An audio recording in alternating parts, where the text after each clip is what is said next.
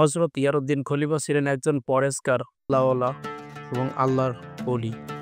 তিনি সবসময় কোরআন কারিম তেলাওয়াত করতেন এবং জিকির করতেন। হযরত ইয়ারউদ্দিন খলিফার বয়স যখন ৩৮ বছর, তখন তার স্ত্রী এবং একমাত্র পুত্র কলেরা রোগে মারা যায়। অনেক আঘাত সহ করতে না পেরে পরবর্তীকালে বেশিরভাগ সময় তিনি মসজিদে অবস্থান করতেন। এই সময় জায়নামাজে বসে পবিত্র কোরআন শরীফ তিলাওয়াতে নিমগ্ন থাকতেন। স্ত্রী ও পুত্র বিয়োগের পরপর তিনি পটুয়াখালী জেলায় মির্জাগড় আগমন করেন। এখানে এসে তিনি জামা, টুপি ইত্যাদি সেলাই করে জীবিকা নির্বাহ করতেন। এই কারণে একসময় তার নামের শেষে খলিফা শব্দটি যুক্ত হয়ে যায়। তিনি ইয়ারউদ্দিন খলিফা নামে প্রসিদ্ধ লাভ করেন। পরবর্তীতে তিনি দর্জির কাজের পাশাপাশি বাহালি ও মুদি মনোহর ইত্যাদি ব্যবসায় যুক্ত হন।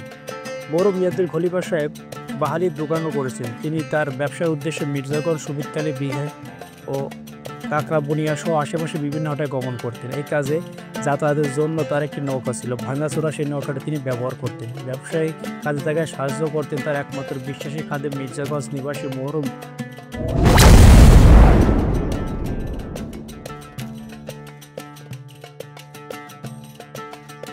গগন মল্লিক। জানা যায় তার জিকির অথবা কোরআন কারিম তিলাওয়াত তিনি কখনো বন্ধ রাখেননি। যেদিন তিনি হাটে যেতেন সেখানে দোকান খুলে মালামাল সাজিয়ে রেখে অভ্যাস মতো তিনি তার কোরআন কারিম তিলাওয়াত অব্যাহত রাখতেন। তেলাওয়াতের সময় কেউ সদাইবাতি নিতে এলে তিনি খরিদারকে চাহিদা মতো মাল মেপে নিয়ে চড়ের নিচে টাকা রেখে যেতে অনুরোধ করতেন। তার বিশ্বাস ছিল কেউ তাকে ঠকাবে না। তবে অনেকেই তার সরলতার সুযোগ দ্রব্য বেশি নিয়ে অথবা টাকা না দিয়ে অথবা কেউ তাকে কিছু বললে খলিফা সাহেব নিষেধ করতেন। তবে বলতেন যেন এমনটা করো না, এতে লোকটা লজ্জা পাবে।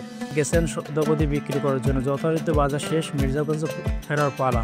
সেখান থেকে ফেরার পথে উন্মত্ত পায়রা হইতে শুরু হয় ভীষণ ঝড় তুফান।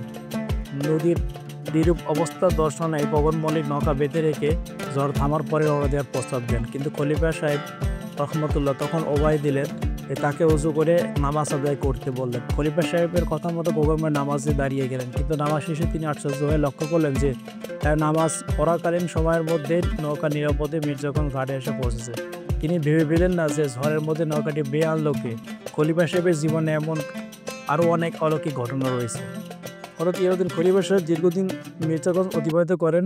একদিন রাতে তার ভীষণ জ্বর হয়। খাদেম গগন মল্লিক রাতে তার কাছে থাকতে চান, কিন্তু তিনি নিষেধ করলেন। পরে রাতে খুব অসুস্থ হয়ে পড়া গগন মল্লিক বাড়ি গেলেন। গগন মল্লিকের কাছে ডেকে বললেন, গগন মল্লিক তুমি এখানেই থেকো, আল্লাহ তাআলা তোমাকে খাওয়াবে। এর একটু পরে খলিফা সাহেব শেষ নিঃশ্বাস ত্যাগ করেন।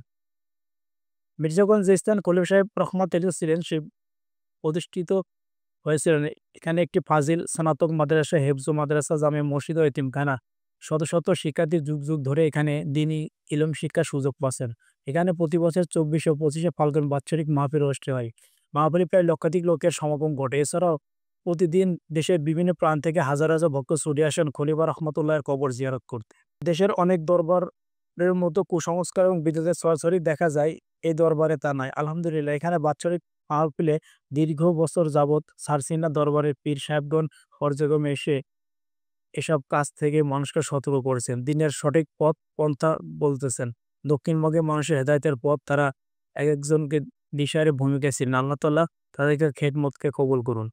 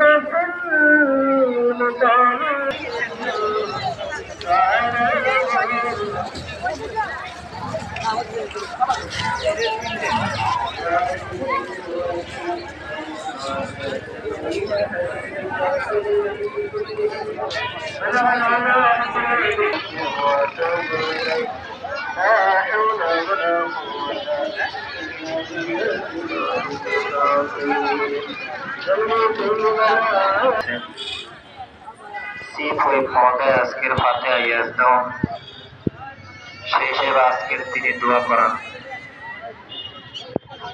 মাসে মহাদাস 2-4টা অনুষ্ঠান থাকে আমাদেরকে ঘিরে ইচ্ছা করলে তিনি ঢাকায় আমাদেরকে ভালোবাসেন আপনাদেরকে ভালোবাসেন এই জন্য আপনাদের নিকটে দোয়া চেয়েছেন আল্লাহ যেন ভাইকে কবুল মঞ্জুর করেন আমাদের প্রোগ্রামে জেলা প্রশাসক মহোদয় যারা নূর কুতুবুল আলম মহোদয়